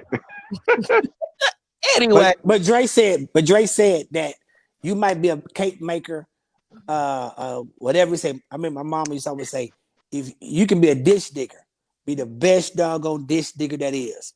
You can be whatever you want to be the best at what it is. And, a building a thing, a actor, a comedian, a host, be the best at it. So yeah, that's what it was. Thank you so much, DC. This has been a pleasure. Dre, thank you as well. This has been really fun. Hope to have you on again in the near future. Thank your wife as well. She's been communicating, responding in your place at times when I needed things. I really appreciate that. Ain't nothing like that support and that teamwork. I really like it. So everyone, make sure you tune in next week because as you see the banner going by, we're doing a tribute to Ossie Davis. Don't forget to purchase your raffle ticket as well because I'm going to tell you, you're going to have 3 great men on here, including Mr. Dre Coop himself. He's going to be here in the house next week spitting a little something for us. So I tell y'all what, $ the Unspoken Heart raffle ticket, the drawing is going to be next week. So do not... DT. Yeah. Oh, I thought your hat quit on you. Never mind. Go ahead. I was sorry about it. I'm sorry. Yeah. So we will see you next week. Thank you, gentlemen, for tuning in. Thank you for joining us on the Unspoken Heart Discussion Hour. Y'all have a blessed week. And right now, we're going to take us out with Street Legend presenting Divine One in Talk About Heaven.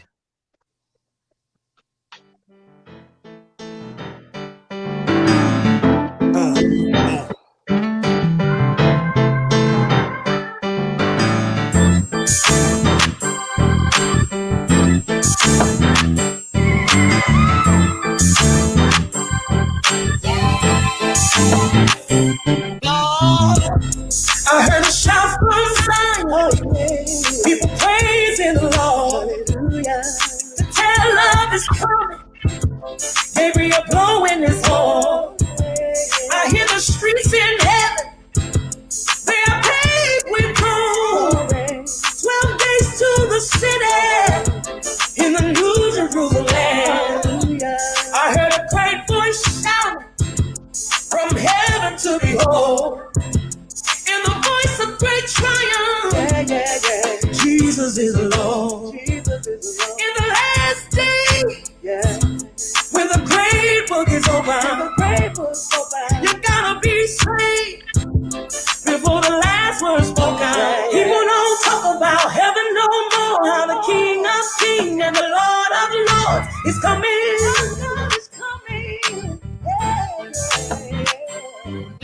Don't wanna be cold and your soul gets lost. Your name's not written and you pay the cost. He's coming.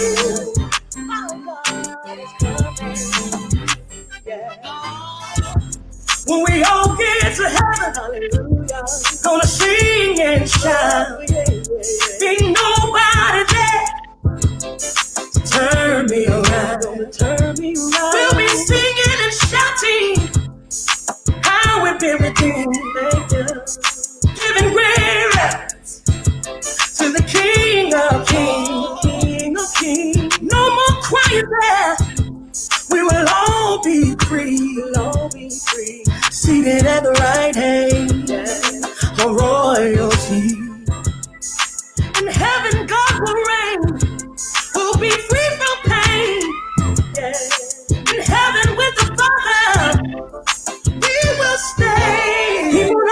talk about heaven no more. How the King of Kings and the Lord of Lords is coming. And the Lord of Lords, yeah. Don't wanna be caught and your soul gets lost. Your name's not written and you pay the cost. He's coming.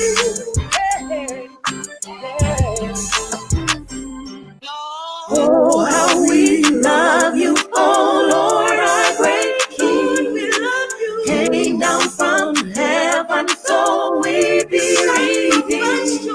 Sacrifice your life in exchange for mine. So now in heaven we'll live like sublime. Don't you wanna go? Don't you wanna go? There are 12 gates in the city. Don't you wanna go? Don't you wanna go? Don't you wanna go to heaven? 3 gates in the west. Don't you wanna go? Don't you wanna go? Don't you wanna go? Don't you wanna go? Don't you wanna go to heaven? I'm gonna go there. Don't you wanna go? Don't you wanna go? Don't you wanna go? Don't you wanna go? Don't you wanna go? Don't you wanna go to heaven? People don't talk about heaven no more. How the King of Kings and the Lord of Lords is coming.